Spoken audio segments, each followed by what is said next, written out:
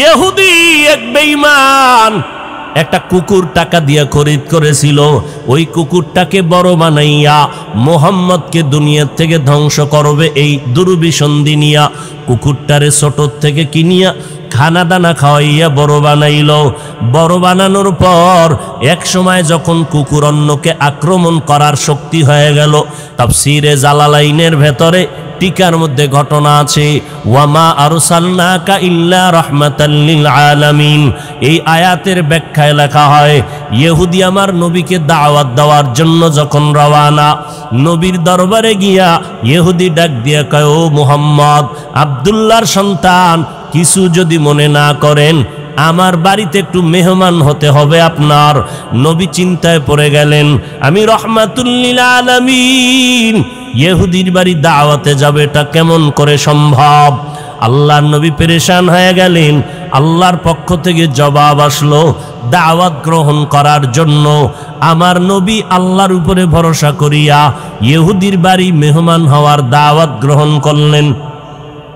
আল্লাহ তাআলার নবী ইহুদির বাড়ি যখন হাজির হয়ে গেল, ইহুদির বাড়ির সামনে বসানোর ব্যবস্থা করিয়া ইহুদি ঘরের মধ্যে চলে গেল। কুকুরটারে ডাক দিয়া কয়, হ্যাঁ কুকুর, মালিকের গোলামি করার জন্য তোর মতো আর আপন কেউ নাই। ও কুকুর, আজ আমার ঘরের দরজায় এমন এক ব্যক্তি আসছে, তোরে আমি টাকা পয়সা দিয়া লালন পালন করে বড় বানাইলাম। আজকে জীবনের আমার একটা দাবি পূরণ করা লাগবে, পূরণ করবি।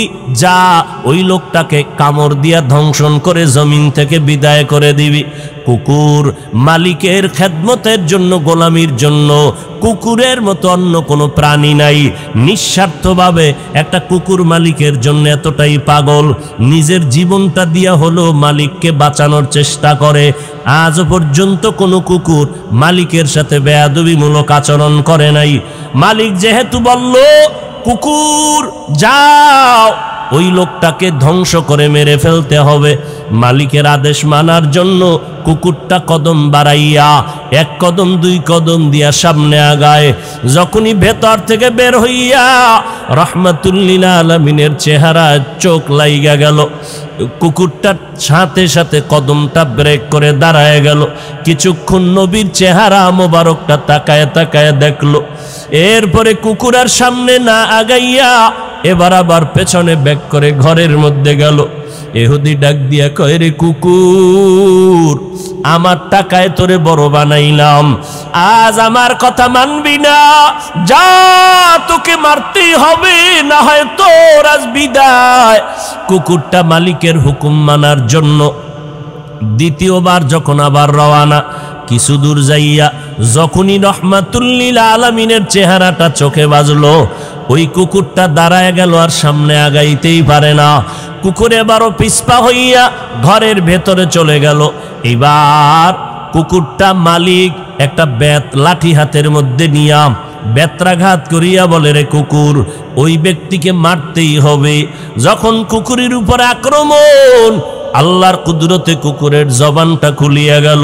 কুকুর ডাক দিয়া কয়, রে মালিক, তুমি যাকে মারতে বলতেছো, আমি তো তোমার খাইয়া পইরা যথেষ্ট বড় হয়ে গেলাম, কিন্তু যতবার আমি আগাইলাম তাকে মারার জন্য, আমি আর সামনে গেলে কদম আগাইতে পারি না।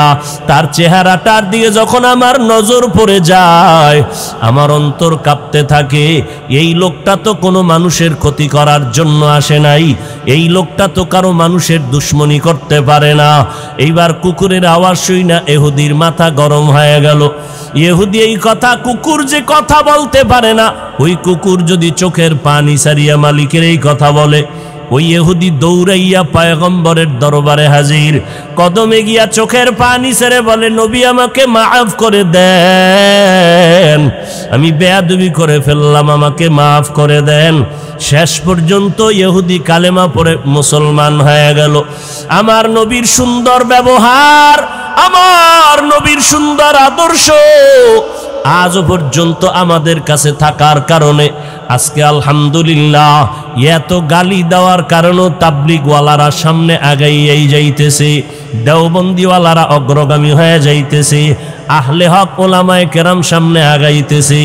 যত বিরোধিতা করা হোক না কেন এই ময়দান আর কেউ কমাইতেই পারে না। যত বিরোধিতা করে ততই বাতির আলো বেড়ে যায়। এরে নবীর উম্মতের দল, আল্লাহর নবীর আদর্শ বহন করার কারণে ওই নবীর আদর্শ লালন করি। হাজারবার গালি আসতেছে, কোনো জবাব নাই। মদিনার নবীর আদর্শ, গালিও দিব না, গালির জবাবও দিব না। এই আদর্শ মানার কারণে আল্লাহর হাজার কোটি শুকর। আমরা পাঁচ কল্লি টুপি মাথায় দেই, কিন্তু যারা দেয় না তাদেরকে গালিও দেই না, হিংসাও করি না। দেখলে চেষ্টা করি সালাম দেওয়ার জন্য। আমরা কওমি মাদ্রাসায় লেখাপড়া করেছি, এখনো করতেছি। অন্য মাদ্রাসার বিরুদ্ধে বলি না, স্কুল কলেজের বিরুদ্ধেও বলি না। কওমি মাদ্রাসায় যারা পড়ে না তাদেরকে হিংসাও করি না, গালিও দেই না, দেখলে সালাম দেওয়ার চেষ্টা করি।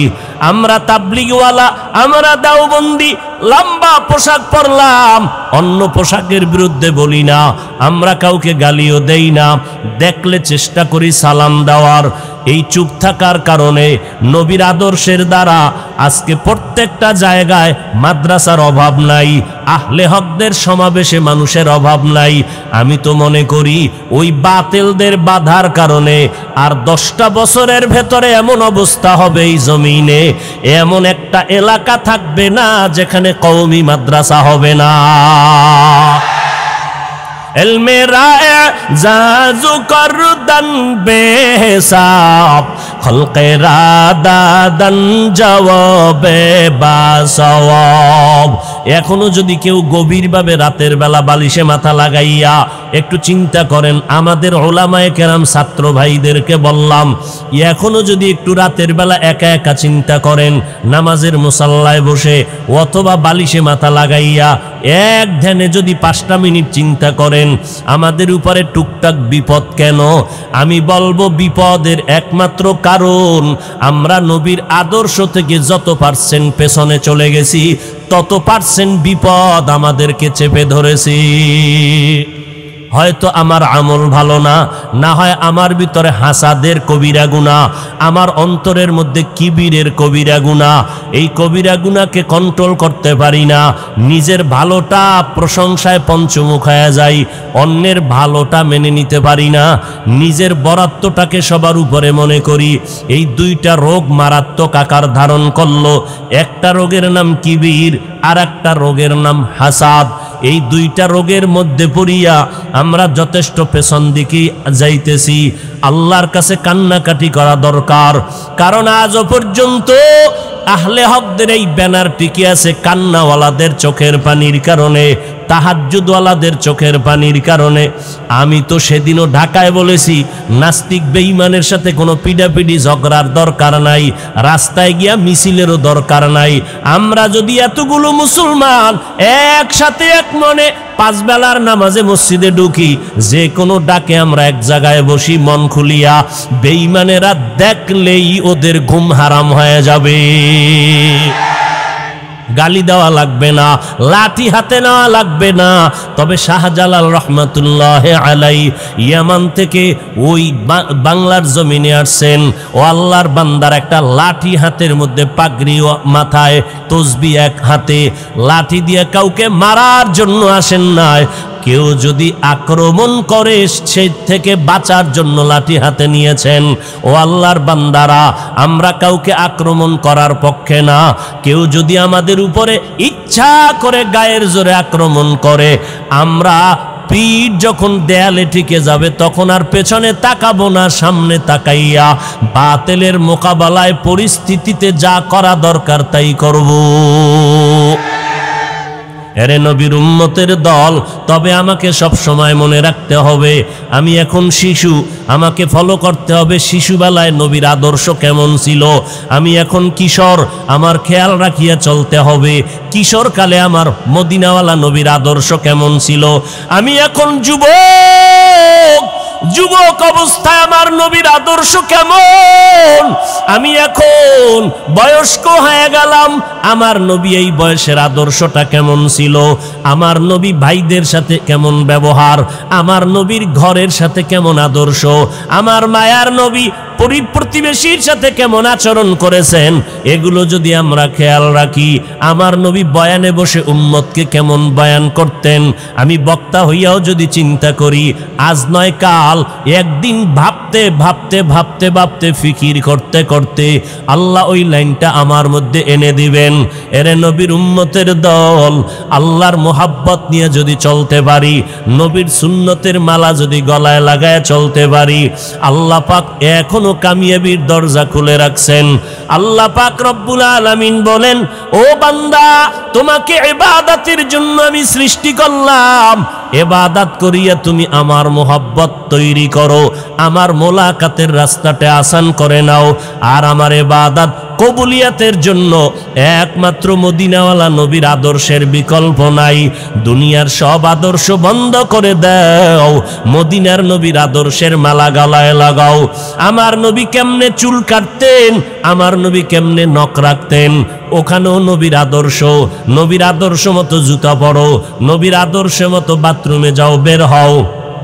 নবীর সুন্নত যে যত আমল করবে, কাজে লাগাবে, আল্লাহ তার সম্মান মর্যাদা তত বাড়ায় দিবেন। এলেম আর বাহাদুরি আর শক্তি না, টাকা না, সম্মান দেওয়ার একমাত্র আল্লাহ পাক। বাহাদুরি দিছেন এলেম আর মদিনাওয়ালা নবীর আদর্শের বরকত। আল্লাহ পাক রব্বুল আলামিন, আমি সেদিনও তো পটিয়া মাদ্রাসায় বলেছিলাম, দুনিয়াওয়ালারা চেয়ারে বসানোর আগে যোগ্যতা দেখে, তারপরে চেয়ারে বসায়। আর আমার আল্লাহ যোগ্যতা দেখে না, আল্লাহ চেয়ারে বসাইয়া যেই পরিমাণ যোগ্যতা দরকার ওই পরিমাণ দিয়া দেয়। আল্লাহ যদি আগে যোগ্যতা দেখে চেয়ারে বসাইতেন, আফ্রিকার জঙ্গলের বেলাল মদিনার দরবারে আসতে পারত না। কাবেলিয়ত দাদেউরা শর্ত নিস বলকে শর্ত কাবেলিয়ত দাদেউস। মদিনার নবীর আদর্শ, এরে নবীর উম্মতের দল, আমার নবীর সুন্নতকে যে যত মাথার মুকুট মনে করবে, তার মর্যাদা তত বেড়ে যাবে। ইমাম মালিক রহমাতুল্লাহ আলাই মদিনাতুল মুনাওয়ারায় দীর্ঘ জীবন কাটায় দিলেন, কোনদিন মদিনার অলিতে গলিতে জুতা পরে না, কারণ নবীর কদম মোবারক কোন জায়গায় লাগছে। আমি ইমাম মালিক মদিনার জমিনে জুতা পরিধান করে চলবো না। নবীজির মোহাব্বত জুতা পরিধান করে না ইমাম মালিক, এটা চূড়ান্ত মোহাব্বতের পরিচয়। মোহাব্বত মানুষকে অন্ধ বানাইয়া দেয়। সেই ইমাম মালিকের সাথে বারবার নবীর সাথে ঘুমের ঘরে জিয়ারত হয়, মোলাকাত হয়। ইমাম মালিক মক্কা যাবে, বাইতুল্লাহ দইরে একটু লাব্বাইক বলবে, আল্লাহর ঘরের কিনারা 1 রাকাত নামাজ পড়বে, 1 লক্ষ রাকাত নামাজের সওয়াব পাবে। কিন্তু যাইতে বড় ভয়, আমি যদি মক্কায় গিয়া মরিয়া যাই, মদিনায় তো আমার কবর হবে না। কারণ নবীর সুন্নত তরিকা হলো, যেখানেই মরণ হবে ওখানে দাফন করে দাও। আমি মালিকের তামান্না, আমি মদিনার নবীর পার্শ্বে আমার এই জমিনে আমার দাফন হবে। কিন্তু মক্কা গিয়া যদি আসতে না পারি, মরিয়া যাই এই ভয়ে, ইমাম মালিক মক্কা যায় না হজের জন্য। নবীর মোহাব্বত তার অন্তরে গালেব হয়ে গেছে, জুতা পরিধান করে না, কারণ ওই মদিনার ধুলা বালু পর্যন্ত বুকে লাগা ইমাম মালিক মদিনার মোহাব্বতের ঘেরান পাওয়া যায়। ওরে নবীর আশিক উম্মতের দল, আমার সমাজে নবীর আশিকের অভাব নাই রে যুবক। ও নবীর আশিকের দল, আমার নবীর থেকে আর কারো যদি ভালো আদর্শ পাও, বলো আমরা তার আদর্শ গ্রহণ করব, মদিনারটা বাদ দিয়ে দিব। নবীর তরিকা ছাড়া ভালো কোনো তরিকা থাকলে বলো, আমরা তারটা গ্রহণ করব, মদিনারটা বাদ দিব। কিন্তু 1500 বছর হয়ে গেল, আমার মদিনার নবীর আদর্শ থেকে উত্তম আদর্শ কেউ বাজারে ফ্রি বিক্রি করতে পারে নাই, উত্তম আদর্শ উপহার দিতে পারে পারে নাই। এই জন্য আল্লাহর নবীর আশেক পাগলেরা নবীর সুন্নত অনুযায়ী জীবনটা কাটায় গেলেন। নবীর সুন্নত অনুযায়ী জীবন কাটাইয়া যে যাই বলুক দিকে কর্ণপাত করলেন না। কারণ মদিনাওয়ালা নবী আমার, ওই মদিনার রওজা মুবারকে হায়াতুন নবী, জিন্দা নবী, উম্মতকে এখনো নবী ভুলে নাই। আম্মা জান আয়েশা রাদিয়াল্লাহু আনহা বলেন, কিয়ামতের দিনের হালাতের কথা নবী স্মরণ করে আমার রুমের মধ্যে বসে বসে কান্না করেন। আমি জিজ্ঞাসা করলাম, নবী কেন কাঁদেন? বলে, ও আয়েশা, হাসরের ময়দানের ভয়ঙ্কর অবস্থা মনে পড়ে গেলে জন্য কাঁদি। এমন ভয়ঙ্কর হালাত হবে, নারী আর পুরুষ উলঙ্গ দাঁড়াবে, আপন আপন বলতে কেউ থাকবে না। নবীরা পর্যন্ত ভয়ঙ্কর হালাত দেখে কান্না শুরু করবেন। আম্মা জান বলে, নবী আপনি কি করবেন? আমার নবী বলেন, সব নবীরা নাফসি নাফসি বলে কান্না করবেন, একমাত্র আমি মুহাম্মদ আল্লাহর আদালতে মাকামে মাহমুদে সিজদায় পড়ে বলবো, আল্লাহ আমার উম্মতের বাঁচাও, আমার একটা উম্মত যেন জাহান্নামে না যায়, আমার উম্মত গুলো বাঁচাও। ও মদিনার আশিক, ওই মদিনার নবীর সুন্নত মানো, দরুদ শরীফ পড়ো, সব সময় ওযুর সাথে থাকো, নামাজ পড়িয়া দরুদ পড়তে পড়তে ঘুমাও। একবার দেখবা মদিনাওয়ালা নবীর সাথে তোমার ঘুমের ঘরে মোলাকাত হয়ে যাবে। দিলের মধ্যে তামান্না তৈরি করো, মদিনার রওজায় গিয়া নবীরে সালাম জানাবো, বাইতুল্লাহর গিলাফ ধরে ধরে লাব্বাইক বলবো। কারণ মদিনা নামটা যখন আশেকের সিনায় লাগে, চোখের পানি আর ধরে রাখা অসম্ভব হয়ে যায়। মদিনা নাম কত সুন্দর,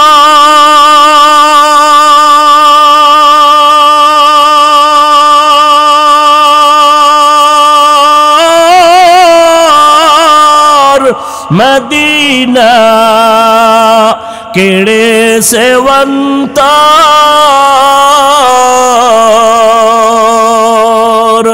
পাখির নাই ডানা থাকলে যেতাম মদিনায়, মদিনা যাইতে পারলাম না, মদিনা দেখতে পারলাম না, মদিনা যাইতে পারলাম না।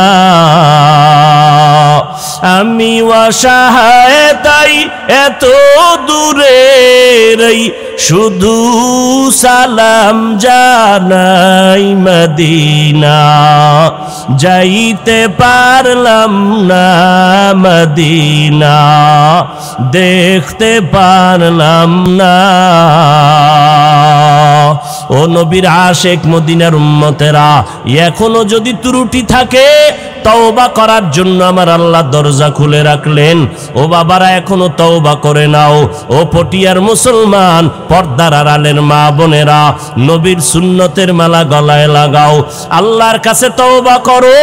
জীবনে আর সুন্নতের বিপরীত লাইনে চলবা না।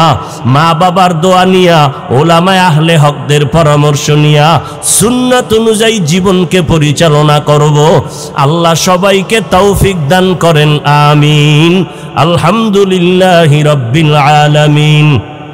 والصلاة والسلام على سيد الأنبياء والمرسلين وعلى آله وأصحابه أجمعين يا أرحم الراحمين يا أرحم الراحمين يا أرحم الراحمين رب ارحمهما كما ربياني صغيرا اللهم إنا نسألك رضاك والجنة ونعوذ بك من سخطك والنار اللهم إنك عفو كريم تحب العفو فاعف عنا اللهم بارك لنا في رجب وشعبان وبلغنا رمضان يا الله দোয়া কবুলের সময় আমরা গুনার বোঝা নিয়ে হাত তুলেছি।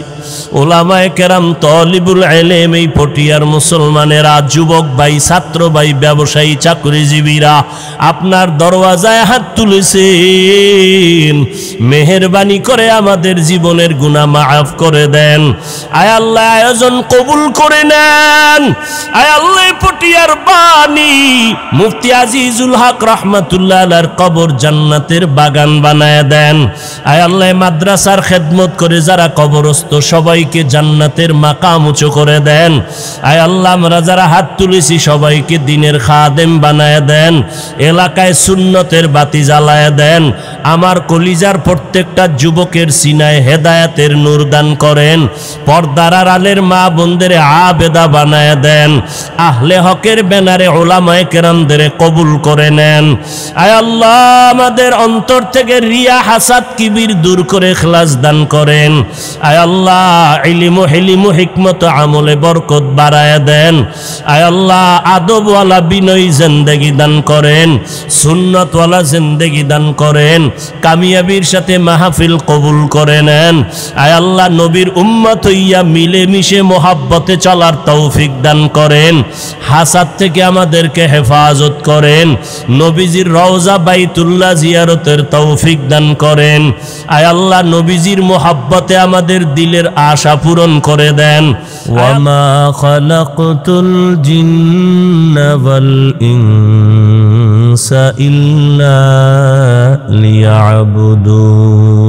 লিয়াবুদুন। وقال النبي صلى الله عليه وآله وسلم: لا طاعة لمخلوق في معصية الخالق، أو كما قال النبي عليه الصلاة والسلام. صدق الله مولانا العظيم، وصدق رسوله النبي الأمي الكريم، ونحن على ذلك من الشاهدين والشاكرين والذاكرين، والحمد لله رب العالمين. এই মনিটরের সাউন্ড বাড়াও। সুবহানাকা লা ইলমা লানা ইল্লা মা আল্লামতানা ইন্নাকা আনতাল আলিমুল হাকীম। رب اشرح لي صدري ويسر لي أمري واحلل عقدة من لساني واحلل عقدة من لساني يفقه قولي.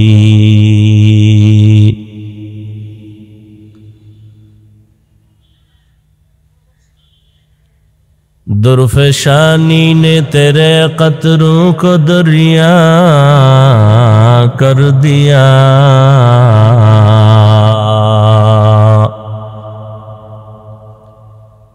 दिल को रोशन कर दिया, आँखों को बीना कर दिया। हकीकत खुल जाएगी बवक़्ते इम्तिहा तेरे, कि सुस्ती में या मेहनत में गुजारी जिंदगी तूने। मुहम्मद ने आकर कुफ्र को मिटाया,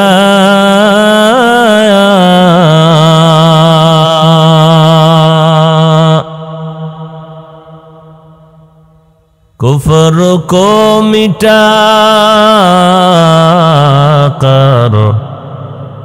सदाकत बताया, कुफ्र को मिटाकर सदाकत बताया। দরুদ ও সালাম সৈয়দুল মুরসালিন রহমতুল লিল আলামিন শফিউল মুজনিবিন খাতামুন নবিয়্যিন সৈয়দুস সাকালাইন ইমামুল মুরসালিন হযরত মুহাম্মদুর রাসূলুল্লাহ সাল্লাল্লাহু আলাইহি ওয়া আলিহি ওয়াসাল্লামের উপর। আলোচনা উলামায়ে হযরতরা অনেকে করেছেন, ইনশাআল্লাহ আরো করবেন।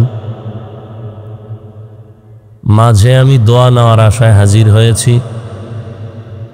সংক্ষিপ্ত কিছু কথা বলার নিয়তে কোরআনে হাকিমের এক আয়াতংশ তিলাওয়াত করেছি। রাসূল আরবি সাল্লাল্লাহু আলাইহি ওয়া আলিহি ওয়াসাল্লামের অসংখ্য অগণিত হাদিস শরীফের মধ্য থেকে এক টুকরো হাদিস পড়েছি। ইখলাস রুহানিয়াতের সমন্বয়ে কিছু কথা বলার মতো সুন্দর মতো আল্লাহ আমাকে আপনাদেরকেও আল্লাহ পাক তৌফিক দান করেন। ওয়ামা খালাকতুল জিন্না ওয়াল ইনসা ইল্লা লিয়াবুদুন। আল্লাহ পাক বলেন, আমি জিন এবং ইনসানকে সৃষ্টি করি নাই, হ্যাঁ করেছি একমাত্র ইবাদতের জন্য, যাতে করে ইবাদত করতে পারো তোমরা। নবীজি বলেন, লা তাআতা লি মাখলুকিন ফি মাসিয়াতিল খালিক। আল্লাহকে অসন্তুষ্ট করে পৃথিবীর ভিন্ন কারো আদেশ নিষেধ মেনে নেওয়া হারাম। আল্লাহকে বেজার করা, অসন্তুষ্ট করার কোনো সুযোগ নাই।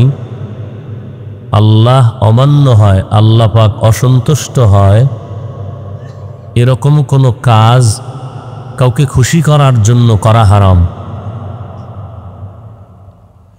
আল্লাহকে খুশি রাখতেই হবে। সেক্ষেত্রে অন্য কেউ যদি বেজার হয়, অসন্তুষ্ট হয়, সেই পরোয়া করার কোনো সুযোগ নেই। দুনিয়ার সব বেজার হতে পারে, আফসোস নেই। আল্লাহকে বেজার করা কোনোভাবেই মুমিনের দ্বারা সম্ভব না। যদিও আমরা নফসের তাগিদে করে ফেলি, আল্লাহ আমার আসল, আল্লাহ আমার আপন। এই রকম আসল এবং আপন দ্বিতীয় আর কেউ নাই। দ্বিতীয় যারা আমাদের আপন বা আসল মনে করি, আসল তো নাই, ওই আপন মনে করা যেতে পারে। আল্লাহ আমাকে আপনাকে যা দিয়েছেন, আমার আপনেরাও দেয়নি তো দেয়ই নাই, বরং আল্লাহর দেওয়া জিনিসকে তারা কেড়ে নিয়েছেন। আল্লাহ সম্পদ দিয়েছেন, সেই সম্পদ অনেকে লুণ্ঠন করে, অনেকে জুলুম করে নিয়ে যায়, আত্মসাৎ করে। আল্লাহর দেওয়া জিনিস আমাকে দেওয়ার পরে আমি এটাকে অপব্যবহার করি, অন্যকে দিছে তাও আমি মেনে নিতে পারি না। আল্লাহ আমার আসল এবং আপন, নিঃস্বার্থ আপন। আর সে আল্লাহকে আমি চিনতে পেরেছি একমাত্র আমার রসূলের মাধ্যমে, রহমাতুল লিল আলামিনের মাধ্যমে,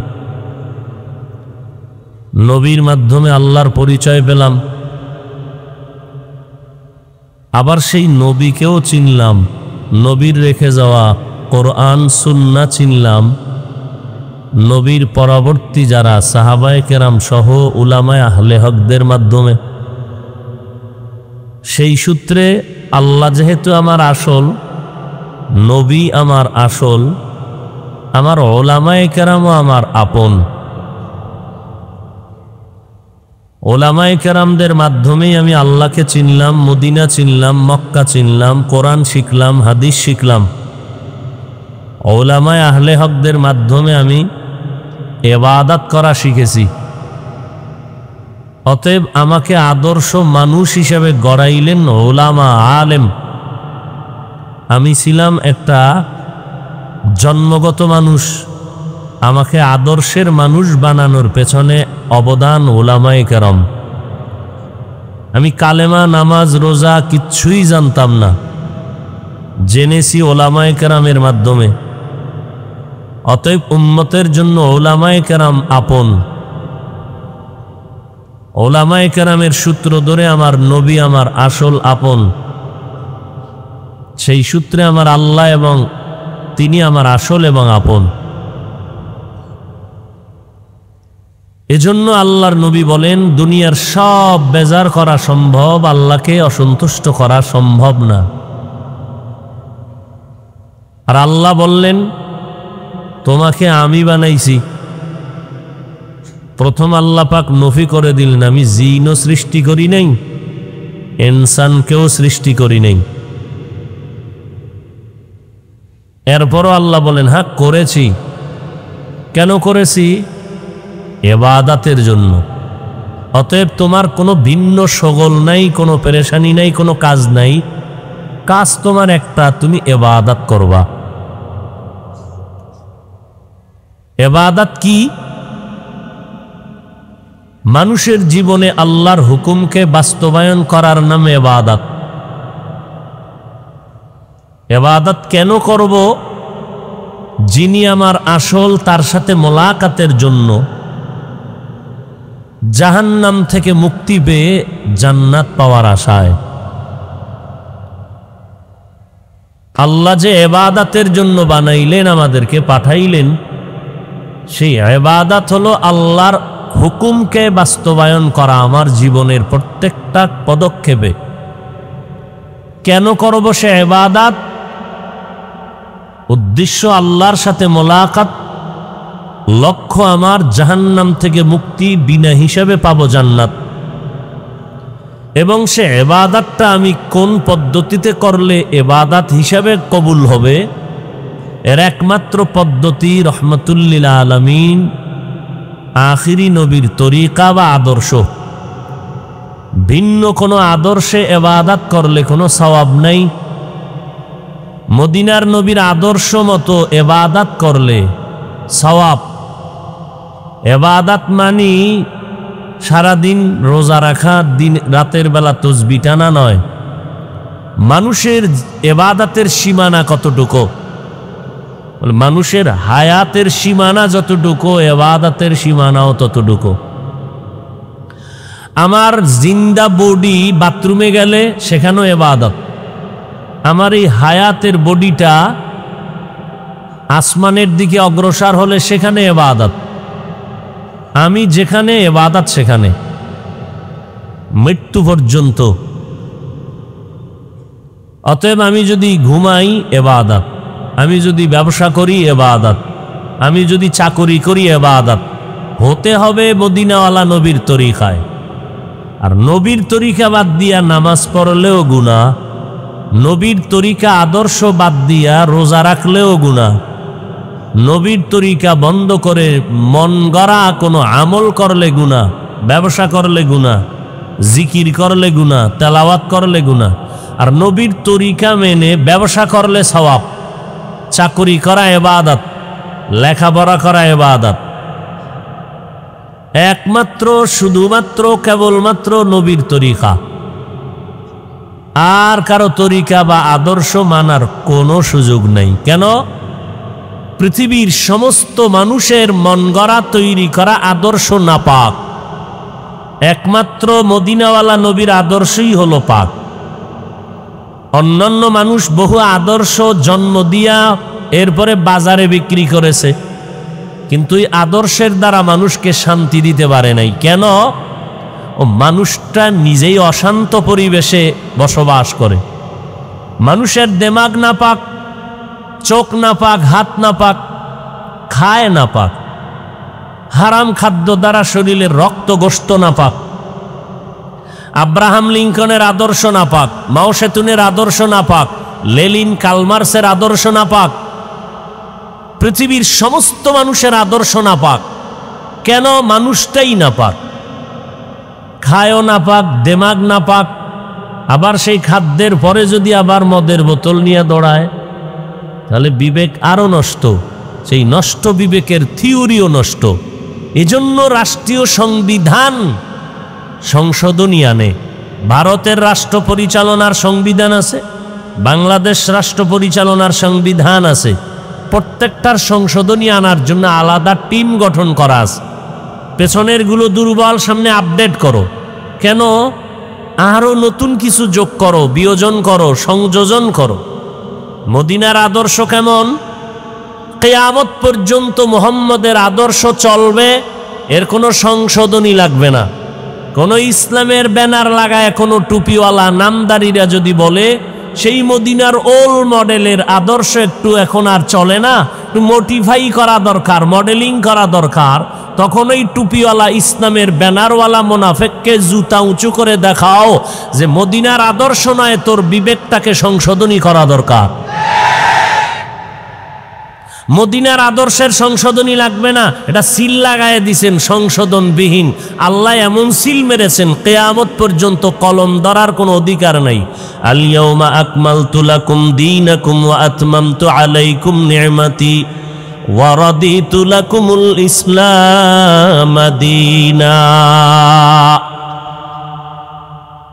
বিদায় হজের ভাষণ আল্লাহ আয়াত নাজিল করে জানায় দিলেন, পয়গম্বর আপনার উপরে আমার বিধানকে কমপ্লিট করে দিলাম, সিল লাগায় দিলাম। কিয়ামত পর্যন্ত আপনার এই প্রেসক্রিপশন অনুযায়ী জমিনের উম্মত চলবে, কোনো পরিবর্তন লাগবে না, সংশোধনী লাগবে না। মুহাম্মদের আদর্শই পাক। কেন? মুহাম্মদ নিজেই পাক। কেমন পাক? রাহমাতুল লিল আলামিন, এমন একজন নবী যার জিন্দেগিতে কখনো 63 বছর হায়াতে একটা মিথ্যা কথাও বলেন নাই, জীবনে একটা মিথ্যা কথা বলেন নাই। আর আমগো রাত দিন মিথ্যা ছাড়া কমপ্লিট হয় না। এমন একজন নেতা নাই যে মিথ্যা বলে নাই। একজন নবী আমার, আল্লাহ তাকে কুদরতের দ্বারা হেফাজত করেছেন। কেমন একজন নবী আমার, যেই নবীর 63 বছর হায়াতে কোনো মিথ্যা কথা বলেন নাই। আরবের বেঈমান মুশরিকের দল দিনরাত মুহাম্মদের বিরোধিতা করে, গালি দেয়, কিন্তু রাতের বেলা গোপনে মুহাম্মদের কাছে আমানতের টাকা রাখে। কারণ বেঈমানরাও জানে মুহাম্মদের যত গালি দেই, মুহাম্মদ এত সৎ, এত আমানতদার, জীবনে ওর কাছে কোনো মাল রাখলে কখনো খেয়ানত হবে না। এজন্য মুশরিক বেঈমানেরা আল আমিন বলে উপাধি দিয়েছিল। এমন একজন নবী আমার, যেই নবীর ঘাম পবিত্র, যেই নবীর ঘাম থেকে মেশকের ঘেরান। কেমন মায়ার নবী, যেই নবী রাস্তায় কদম দিলে মেশকের ঘেরান। ওই রাস্তার কদমের জায়গা থেকে দীর্ঘ দিন নয়, শুধু বহু বছর ধরে ওখান থেকে মেশকের ঘেরান আসে। কেমন মায়ার নবী আমার, মদিনাতুল মুনাওয়ারা থেকে উহুদের পাহাড়ে হেঁটে গেলে মাত্র 15 মিনিট সময়ের ব্যবধান। এত বিশাল উহুদের পাহাড়, ওই পাহাড়ের পাদদেশে উহুদের যুদ্ধ যখন সংগঠিত হয়েছিল, বেঈমানেরা মুসলমানের উপরে অতর্কিত হামলার এক পর্যায়ে নবীর উপরে লোহা ঢুকায় দিল মাথা মোবারকে। নবী গর্তের মধ্যে পড়ে গেছেন। বেঈমানেরা পর্যন্ত ঘোষণা দিয়ে দিল মুহাম্মদ জমিনের মধ্যে জিন্দা নাই। এই খবর ছড়ায় গেল মদিনার অলিতে গলিতে। ও পার্শ্বে হযরতে আলী রাদিয়াল্লাহু তাআলা আনহু দাঁড়ানো, পয়গম্বরের হাত মুবারক ধরে উঁচু করে নবীর হাঁটাইয়া হাঁটাইয়া কষ্ট করে করে উহুদের পাহাড়ের পাদদেশে একটা বড় পাথরের খণ্ড, ওখানে নবীকে বসালেন। নবীর শরীরটা রক্তে রঞ্জিত করা, নবী ওখানে বসছেন। যুদ্ধ বিরতি হয়ে গেল। মায়ার নবী বলেন, ও সাহাবায়ে কেরাম, যুদ্ধের ময়দানে যারা শহীদ হয়ে গেল, বিনা গোসলে তাদের কবর দাও, জানাজা দিয়া দাফনের ব্যবস্থা করে দাও। নবীজি যেই পাথর খণ্ডে বসছিলেন, আজ পর্যন্ত সেই মদিনার প্রান্তে উহুদের পাহাড়ের পাশে ওই পাথরটা আজও আছে। ১৫০০ বছর অতিক্রম হওয়ার পর আল্লাহর কসম, এখনো যদি এই পাথরের মধ্যে কোনো আশেক নাক লাগায় দাও, এখন ওই পাথর থেকে মিশকের ঘেরান নাকে আসতে থাকি। ইমামুল আউয়ালিনাল আখিরিন বহরে সাদকা রাহমাতাল লিল আলামিন সাইয়্যিদুল কাউনাইন খাতমুল মুরসালিন আখিরামত বুদ ফখরুল আউয়ালিন। মদিনার নবী এত পবিত্র, ১৫০০ বছর পরে আজ তাকায় দেখো, ওই নবীর আদর্শ দেখার পরে কত বেঈমানেরা বিধর্মীরা পর্যন্ত আমার নবীকে দেখতে পারে নাই, কিন্তু নবীর সুন্দর আদর্শ দেখার পরে, রিসার্চ করার পরে আল্লাহর বান্দারা কালেমাওয়ালা মুসলমান হয়ে গেল।